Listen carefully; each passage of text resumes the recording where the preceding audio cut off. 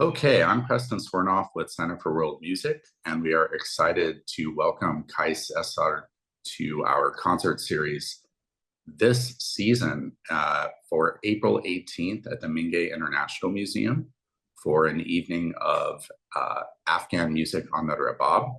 And a lot of what Qais does is also influenced by Western music and a combination of influences. So, Qais, thanks for joining me. It's great to have you.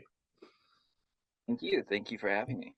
Yeah, so I wanted to start by really focusing on your instrument, the rabab, because it is just such an amazing instrument, kind of a what I would call a treasure of world arts. It's thought to be maybe the oldest or one of the oldest string instruments in existence, and it originates in the Central Asia region, and I know it's kind of the national instrument of Afghanistan, and also, of course, has traveled to places like Indonesia and India and Malaysia, and has its own kind of identity in different cultures. I wanted to know if you could talk about the rabab in your music and the characteristics of the instrument that you connect with the most. Great, cool. Thank you. The rabab, yeah, very old, about 2,500 years old, originating from what is now present day Af Afghanistan and Central Asia. But as you had pointed out, uh, not just belonging to that area, but an instrument that has spread uh, b- from what I'm aware of, as far west as Iran, they have a version of the rabab, and then as far east as North India, uh, and etc. So it's an instrument that we all share. For me specifically, having come to the rabab with a pretty good proficiency for other instruments at a young age, it was this resonant quality of the rabab that really kind of galvanized the relationship that I have with this instrument. And it's that resonant quality that really does. Uh, it almost feels like it's something you're wearing while you're playing. So it's a really cool experience. For me, the rabab, um, foremost, has been always played in a very staccato way. And this is, in every one of its iterations. Uh, and so for me, it's been a way to not only honor where the rabab is from and how it was played, but to further push it into the future. And so uh, to discover a more vocal way of playing where it's not so much staccato versus but um, more similar to the human voice has been something Mhm. that I've been able to unlock with the rabab. Very interesting. Thank you. Yeah, and I love the idea that the resonance in particular is what is something that stands out most for you. Have you played rebobs from other cultures that are made? I know, like in Indonesia, they used to use coconut shell, um, and I know that is it mulberry wood that's usually used in Yeah, a yeah, yeah, yeah. yeah. I haven't. Now there is the name rabab. There is a, which I think might be what you're talking about, the Indonesian one. It's also found in some Arab cultures, and it's almost like a fiddle. That's right. Uh, Yeah, and I right. think that the name rabab is just kind of being used for a lute-like instrument, and then it can be bowed, or obviously the original version, I think, is what you're playing, which is the finger plucked instrument. Correct. But even this instrument, like there's stories and very old pictures of theories that may allude to the fact that this present day rabab that I play was once bowed too. Because if you look Wow. at a picture, if you look at a picture, and if you're looking at a like a violin and a rabab or a cello and Yes. a rabab, the first thing that you should be able to recognize between the both of them is that they both have C cutaways, right? Ah, And yes. for those of you that are versed in, Western music and orchestration and etc., you know that the C gives space for the bow. Right. Right. So the Ah. rabab, there's a theory that the rabab was once bowed. However, we have an instrument as well that is very similar to this fiddle type uh, instrument that is called the rabab in these Arab cultures. But the rabab of Central Asia Mm, is different. It is more now a lute and has been considered a lute yeah. for hundreds of years. Is it different? Yes, because if you play a Persian rabab, very Hmm. different. The timbre is very different. The scale length is very different. Mm, They, of course, employ quarter pitches, so right. uh, the um, the melodic information is completely different. If you look at the countries that are north of Afghanistan, you have countries like Uzbekistan and Tajikistan that have their own versions of the rabab. The Mm, Tajiki rabab, referred to as the Pamiri rabab, very different. how Very interesting. different, long neck, little body. Wow. They have something called an Afghan rabab from Uzbekistan, that is shaped more like my rabab. However, it is covered with fish skin versus goat skin, and it is fully fretted. And then when you go towards North India, um, the rabab was taken and evolved into different forms. I think it was 15th century Mughal Emperor Akbar's court musician Tansen, who Mm, is responsible for the Saini rabab, which is a much bigger, completely fretless version of the rabab. So mm, different versions, and each one of them has its own specific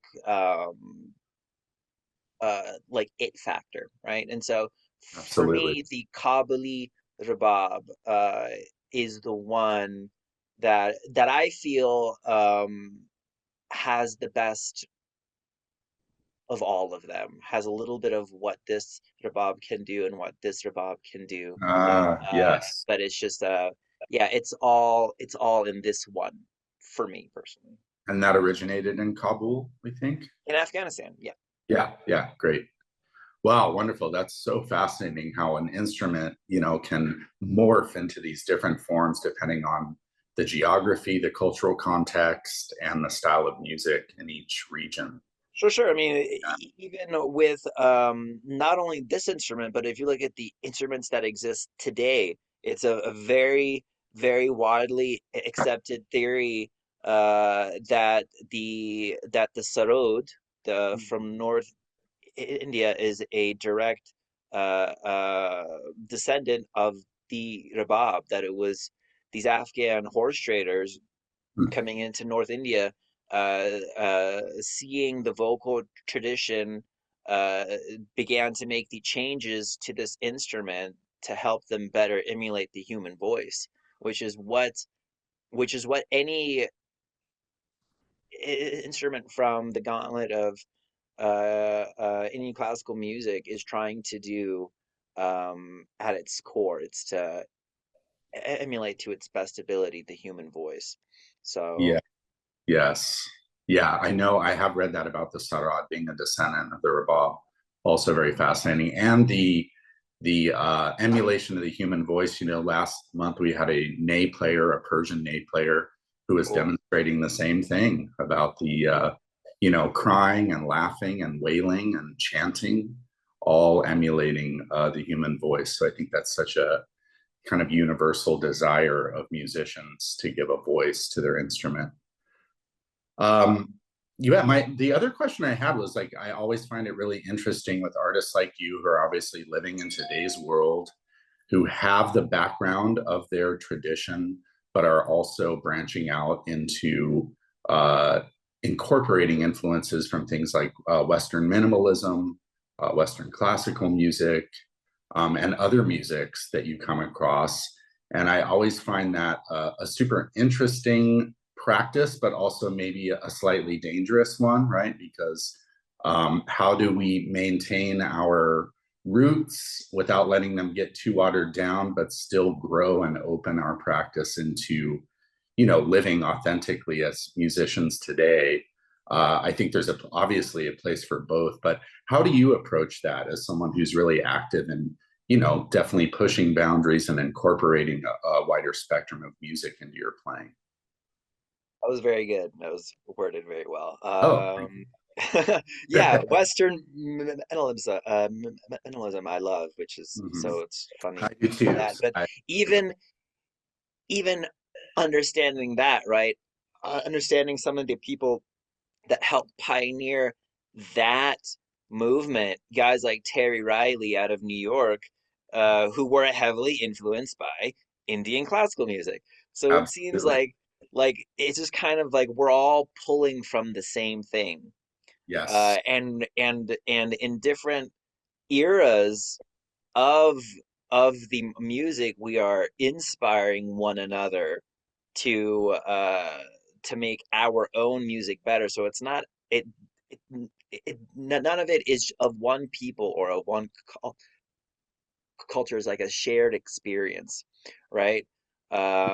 Even the music of North India right now, North Indian classical music is a confluence of uh Indian and the Mughal cultures that were blending at the time.